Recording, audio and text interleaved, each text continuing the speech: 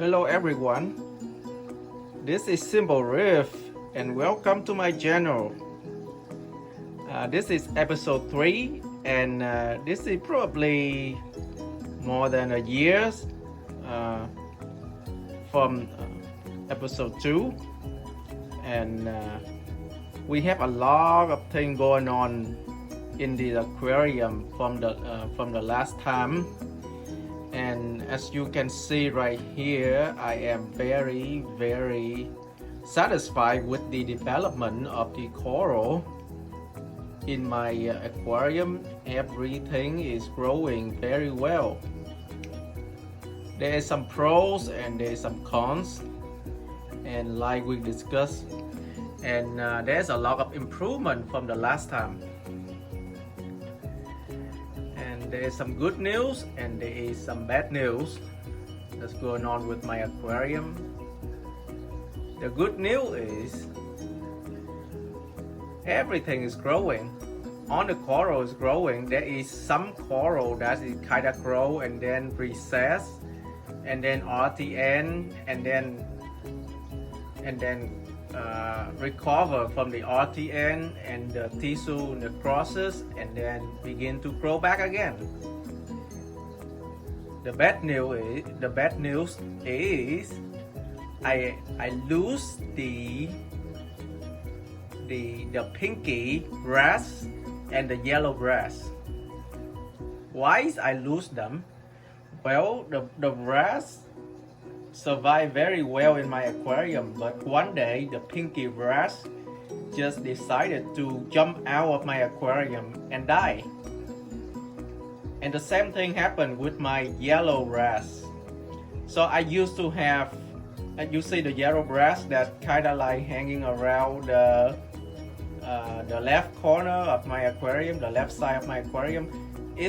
There used to be a pair of them, like two of them together, like two yellow brass, one male, one female. And then one day, one of these yellow brass decided to just jump out of the aquarium and die. And the same thing happened with my pink brass. So now I only have one brass, well, two brasses in my aquarium, one yellow brass and one 6 line brasses. Now, there's a lot of change going on in my aquarium, and the change is like mind-boggling. Is like really exciting change that's happened in my aquarium, and I'm gonna show you guys right now. As you guys can see right here, I make a floating canopy right here.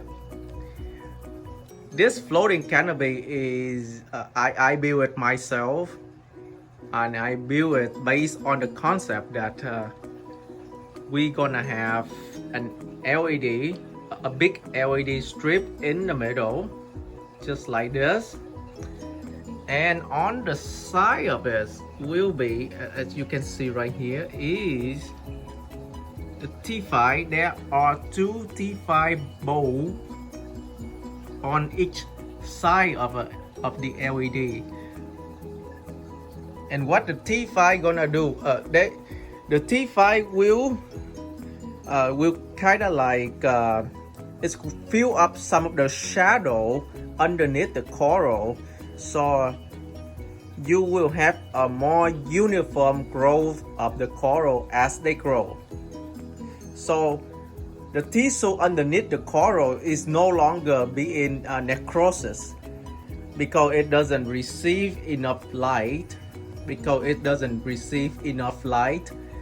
Instead, the T5 will fill up the shadow underneath this coral, so the tissue that were buried underneath one of the branches underneath the coral can grow just as good as the one on the top.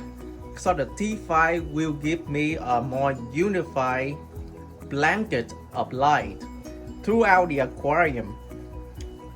And The coral is obviously love it.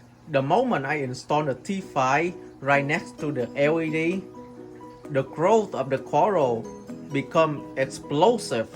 Like every coral, the SPS, LPS, soft coral, doesn't matter which one, it grow like crazy. And I have to trim them off every week. I have to remove a ton and ton of branches from SPS, and I have to remove a lot of growth from the soft coral, especially the green star polyp. The green star polyp just love T5. It grows like crazy. You won't believe it. But the focus for today's channel will be this. The bonsai acropora. This is probably one of the hardest SPS I have ever grown in my aquarium. A lot harder than the Magnificent. The Magnificent survived throughout every disaster that happened in my aquarium. The Orange Passion and the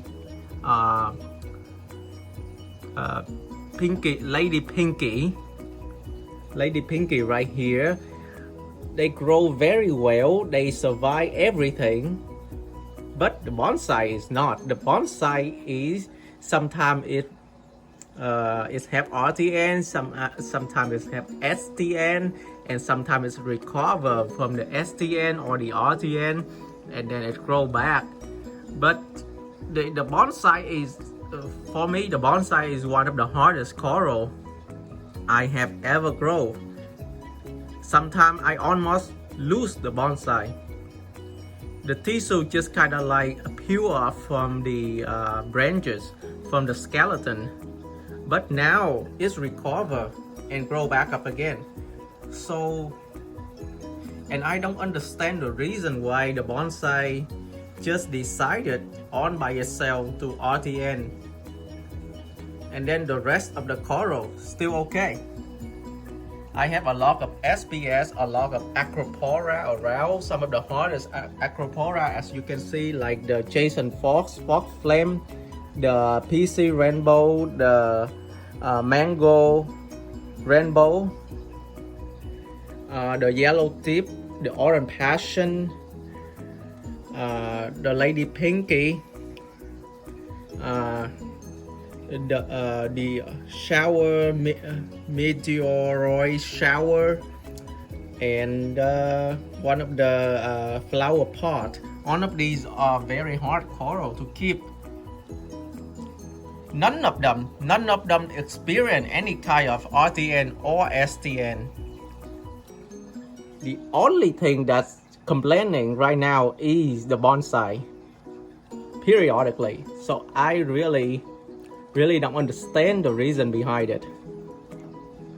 It could be the new T5 that I installed it just like 3 months ago, and it's caused the bonsai to actually experience this kind of behavior. I don't know.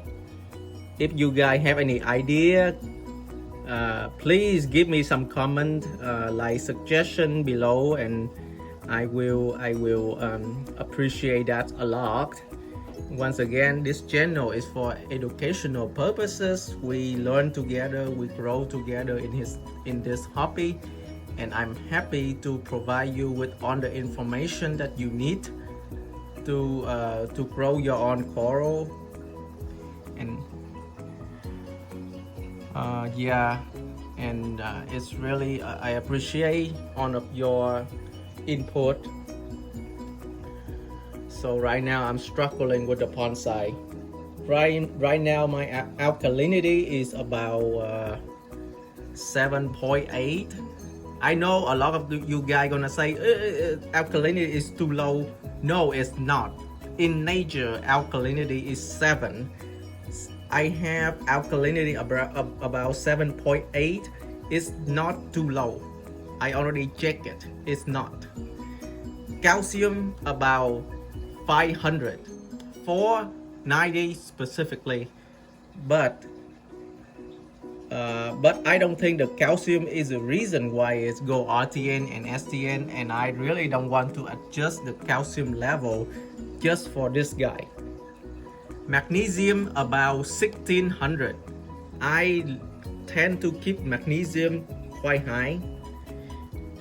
I like it to be high, but I don't think the Acropora will respond to very high or very low magnesium. Maybe low magnesium, but high magnesium I don't think is the case. So alkalinity about 7.8, calcium 500, magnesium about 1600. Everything is growing pretty well except the bonsai. The bonsai always complain. Another focus for this week will be the lady pink. As you can see, the lady pink is just right underneath the orange passion. I guess this lady pink, when she almost died, like she only have the skeleton and she have nothing on her skeleton. All of her tissue is ripped off, all of her color is gone, everything about her is gone. I got a frag of her about 6 months ago and she almost died back then. But now in my aquarium she recovered extremely well. All of her tissue is coming back. All of her the skeleton is now filled up nicely with the polyp. So I think I am very successful with her. Now she doesn't grow extremely fast.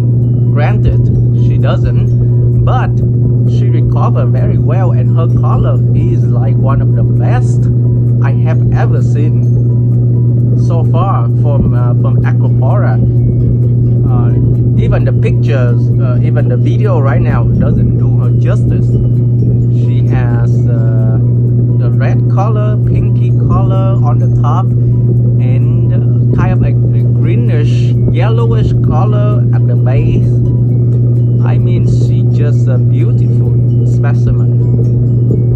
So good, so good. I love her so much. Lady Pink, my favorite coral. Well, unfortunately, she doesn't grow very fast because I keep my alkalinity in an average range, so it doesn't help that she grows fast. Well, you guys might think there might not be any nuisance SBS, but in reality there is some nuisance SBS, and I am unfortunately one of those people who received the nuisance SBS, and there is none but the sunset Montipora right here. It grows so big and so fast, I cannot control it. And I'm scared of breaking it up because it's connected to everything else. It's connected to the rock, it's connected to the other coral, is kind of like growing and intertwining with the other coral, and it's make it really hard to remove him out of the aquarium.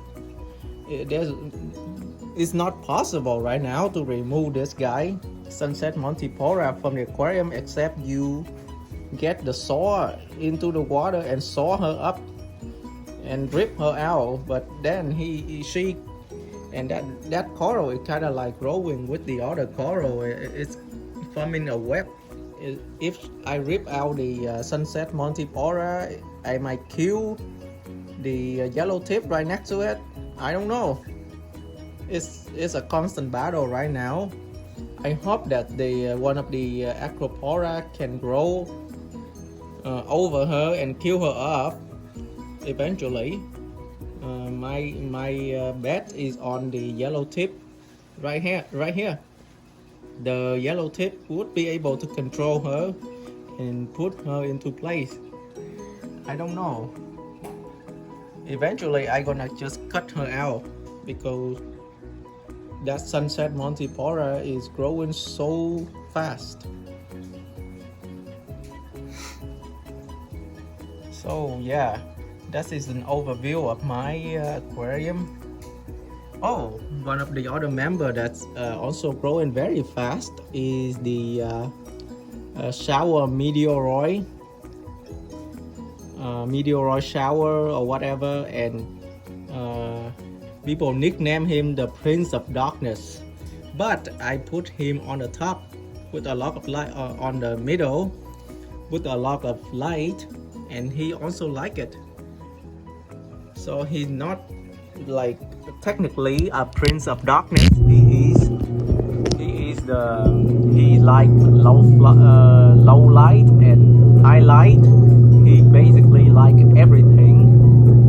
So this is the easiest. I think he is the SBS, maybe LBS. I don't know, but he grow very fast.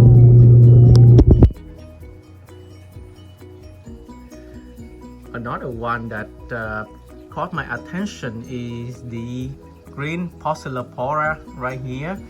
He doesn't grow very fast, but he kind of like branching out quite a bit for quite some time, but he's not, he's there. I mean, he always like this.